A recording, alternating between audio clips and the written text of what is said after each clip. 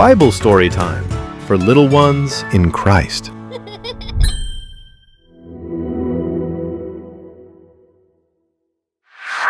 Hi குட்டீஸ், மீண்டும் உங்களை பைபிள் ஸ்டோரி டைமுக்கு அழைக்கிறதுல ரொம்ப சந்தோஷம். போன வாரம் நம்ம யாக்கோபு ஏசாவை ஏமாற்றி ஈசா கிட்டேருந்து ஆசீர்வாதத்தை பெற்றுக்கொண்டதை நம்ம பார்த்தோம்ல. இதனால் அவங்க வீட்டில் ஒரு சின்ன பிரச்சனை. எப்படின்னா, அம்மா எப்படியாவது ஏசா யாக்கோபை கொலை பண்ணி போடுவான் அப்படின்னு ஒரு முடிவு பண்ணி, அம்மா என்ன முடிவு எடுக்கிறாங்க அப்படின்னா, நேரே நீ ஆரான் என்னும் ஊருக்கு போ, அங்கே லாபான் உன்னுடைய மாமா, அதாவது என்னுடைய சகோதரர் இருக்கிறாரு, அங்கே போயிரு அப்படின்னு சொல்லி அவங்களுக்கு வேண்டிய துணிமணிகளை எல்லாம் கொடுத்து பாருங்க. இப்போ யாக்கோபை எங்கே அனுப்புகிறாங்க? ஆரானுக்கு. யார் வீட்டுக்கு அனுப்புகிறாங்க? மாமா வீட்டுக்கு. சரின்னு சொல்லி யாக்கோபு அப்படியே நடந்து போயிட்டே இருக்கிறாரு. தூரமாக இருக்குது. இப்போ நேரம் இருட்டிச்சு. சரி, யாக்கோபுக்கு என்ன பண்ணுறதுன்னே புரியலை. சரி, இங்கே கொஞ்ச நேரம் தூங்கலாம் அப்படின்னு சொல்லிட்டு அங்கேருந்து ஒரு கல்லை எடுத்து தலையில் வச்சு அப்படியே தூங்குறாரு. தூங்கும்போது என்ன நடந்தது தெரியுமா தம்பி, தங்கச்சி? வானத்துக்கும் பூமிக்கும் ஒரு பெரிய ஏணி. பாருங்க, யோசித்து பாருங்க. பூமியிலேருந்து வானம் வரைக்கும் ஒரு பெரிய ஏணி. அந்த ஏணியில தேவதூதர்கள் இறங்குறாங்க. அப்ப ஏசப்பா தரிசனாவி யாக்கோபுக்கு என்ன சொன்னார் தெரியுமா? யாக்கோபே, நீ பயப்படாத, உன் சந்ததியை நான் பெருக பண்ணுவேன், உன் சந்ததி வானத்து நட்சத்திரங்களை போல பெருகுவார் அப்படின்னு சொல்லி ரொம்ப பிளஸ் பண்ணாரு. உடனே தானே அவன் அந்த சொப்பனத்திலிருந்து முழிச்சு பார்த்தோன்னே அவனுக்கு ரொம்ப சந்தோஷம். என்ன செய்யறதுன்னே புரியல.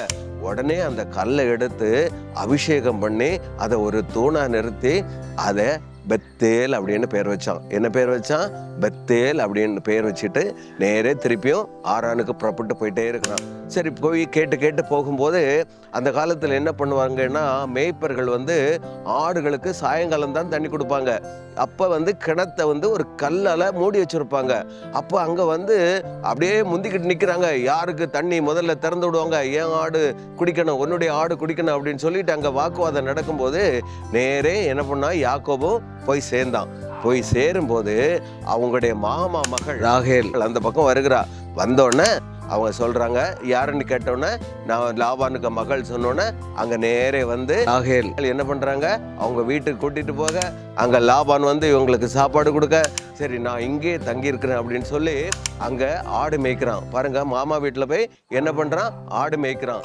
ஆடு மேய்க்கும் போது மாமா என்ன சொல்றாருன்னா, நான் என் பிள்ளைய உனக்கு திருமணம் பண்ணி கொடுக்குறேன் அப்படின்னு சொல்லி 14 வருஷம் திருமணத்துக்காக ஆடு மேய்ச்சான்.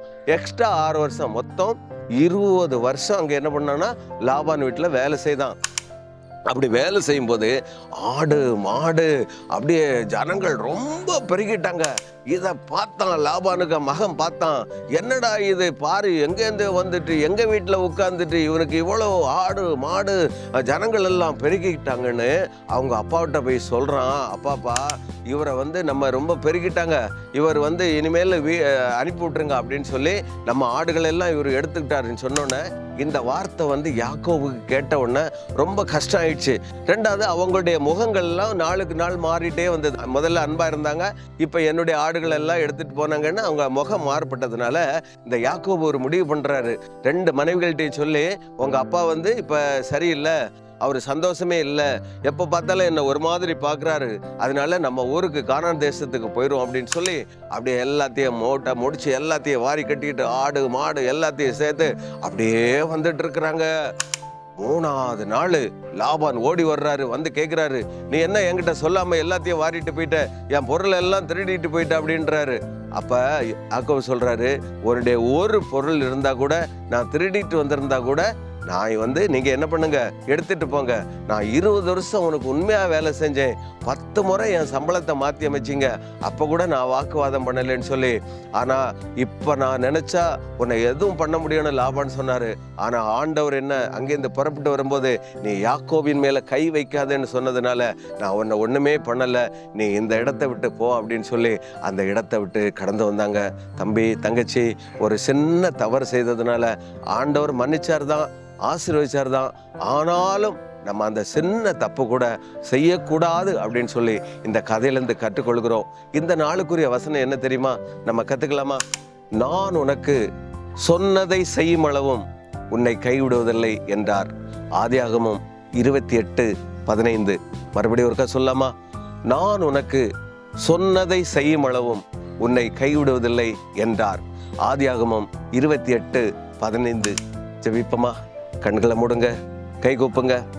அன்புள்ள இயேசப்பா, யாக்கோபு தவறு செய்து மாமா வீட்டுக்கு போன போதும் அவனுடைய பாவங்களெல்லாம் மன்னித்து தரிசனமாகி உன்னை ஆசீர்வதித்து உன்னை பெருகவே பெருக பண்ணுவேன்னு சொன்ன எங்கள் அன்பு தெய்வமே, நாங்களும் எங்கள் வாழ்க்கையிலே ஒரு தவறு செய்யாமல் நல்ல பிள்ளைகளாய் நடந்து உம்மிடத்திலே அநேக ஆசீர்வாதங்களை பெற்றுக்கொள்ள நீர் கிருபை செய்ய வேண்டும் என்று உம்முடைய வல்லமில்ல நாமத்தில் ஜெபிக்கிறோம். ஜெபம் கேளும் எங்கள் நல்ல பிதாவே, ஆமேன்.